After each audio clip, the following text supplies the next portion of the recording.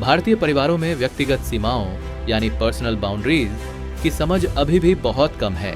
अक्सर लोगों को यह सिखाया जाता है कि परिवार के लिए सब कुछ सह लेना ही अच्छा संस्कार है, लेकिन वास्तव में व्यक्तिगत सीमाएं बनाना बदतमीजी नहीं है।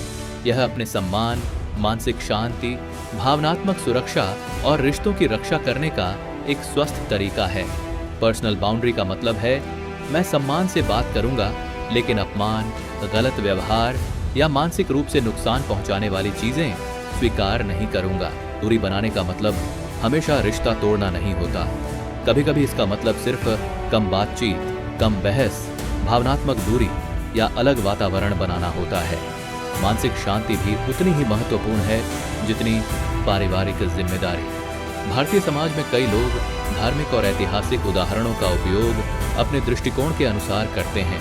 इसीलिए अक्सर केवल श्रावण कुमार का उदाहरण दिया जाता है, क्योंकि वे माता पिता की सेवा के प्रतीक माने जाते हैं। लेकिन लोग दूसरे उदाहरणों की गहराई पर कम बात करते हैं। रामा वनवास गए, उन्होंने पिता की आज्ञा मानी, लेकिन साथ ही पत्नी, भाई और अपने धर्म का भी पालन किया। सिद्धार्थ गौतम ने मानसिक सत्य और आंतरिक शांति की खोज के लिए पूरा राजपाट छोड़ दिया।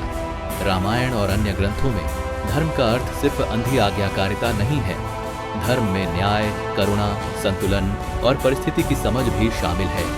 समस्या तब होती है जब समाज पूरे संदर्भ को नहीं देखता और केवल वही उदाहरण चुनता है जो उसकी सोच को सही साबित करे। इस वजह से अच्छा बेटा होने की परिभाषा केवल त्याग और सहनशीलता तक सीमित हो जाती है। लेकिन सच्चा धर्म और सच्ची जिम्मेदारी यह है कि जो व्यक्ति प्रभावित हो रहा है उसकी रक्षा की जाए और साथ ही अपनी मानसिक शांति और संतुलन को भी बनाए रखा जाए। सम्मान जरूरी है, लेकिन आत्मसम्मान भी उतना ही जरूरी है।